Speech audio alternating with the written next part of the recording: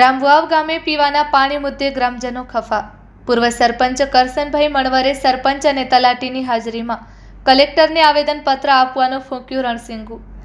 Report by Ghanshyam Barot, Kutch care, TV news Rapar.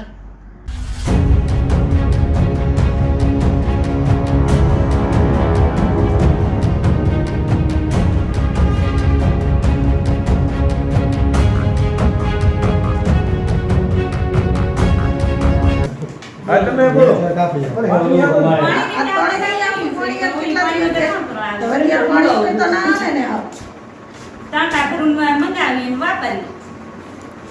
જો સાહેબ સાંભળો ને, વેચાતા ટાંકા ભરાવે આ સમયમાં અત્યારના યુગમાં વેચાતો પાણી લઈને પીએ, અને અત્યારે આ કાળઝાળ ગરમીના એમ. તો તમે શું કહેશો? કેટલા દિવસમાં પાણી આવશે? કંઈક તો કહેશો ને. સરપંચ સાહેબ બોલો, તમે હાજર છો. અમારા માજી સરપંચ છે અહીંયા હાજર છે. હું તો કહું કે લાઈન મંજૂર થઈ ગઈ, 150 ફૂટ નળો છે, પીવીસી લાઈન. બરાબર. ફળિયાથી કામ ચાલુ થાય.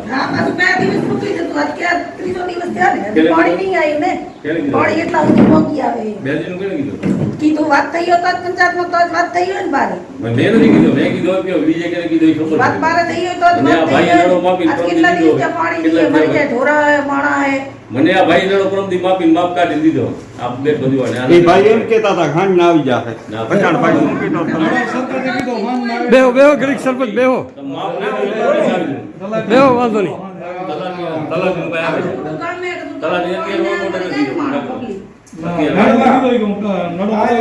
આજ રોજ રામવાવ ગ્રામ પંચાયતની મિટિંગ થતા રામવાવ ગામના જૂના ગામમાં પીવાના પાણીની ગંભીર પરિસ્થિતિ હોવાથી આ બાયું રજૂઆત કરવા આવ્યું છે.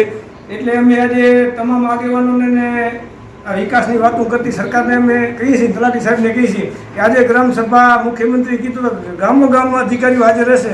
એ જગ્યાએ સાહેબ કોઈ અધિકારી હાજર નથી, શિક્ષક પણ ગામનું કોઈ હાજર નથી, અને આરોગ્ય વિભાગના પણ હાજર નથી, પાણી પુરવઠાના અધિકારી પણ હાજર નથી.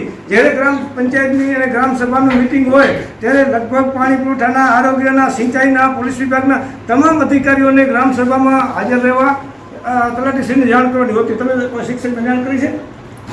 તમારા ગામના શિક્ષણ જાણ ન કરવી પડે? આરોગ્ય પૂછા કરો, કોઈ સભ્યને જાણ કરી છે?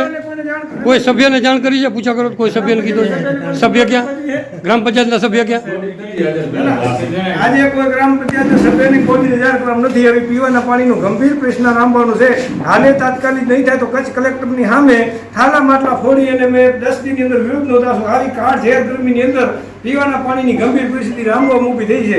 અત્યારે નર્મદા વહેતી માત્ર 66 થી 67 લાખને ખર્ચે ભાજપના આગેવાનો કૌભાંડ કરી અને નર્મદાનું પાણી ઠેઠ વામકા અને કનકોટની લાઈનો બતાવી અને ઉપાડી લીધું છે. અત્યારે અમારા ગામને ગંભીર પાણીની પરિસ્થિતિ છે. તાત્કાલિક ધોરણે પાણીનો સરકાર સોલ્વ કરે, નહીં તો અમે પાણી પુરવઠાના અધિકારી અને કચ્છ કલેક્ટરની સામે આવેદન આપશું. આજની ગ્રામસભામાં કોઈ અધિકારી પાણી પુરવઠાનું, આરોગ્યનું, સિંચાઈનું કોઈ અધિકારી હાજર નથી. તાલુકા વિકાસ અધિકારી નથી, જિલ્લામાંથી પણ કોઈ નથી આવે છે. એટલે આજે આ ગ્રામસભા અમે ખંડિત કરીએ છીએ. આવતી ગ્રામસભા ફરી તારીખ નવી આપે, એથી અમે ગ્રામસભામાં બધા તમામ જે ગામના હોય અધિકારીઓ હાજર રહે એવી અમારી અપીલ છે. પાણી પુરવઠાના અધિકારી પણ હાજર રહે, નહીં તો અમે સંકલનમાં મુદ્દો ઉઠાવશું.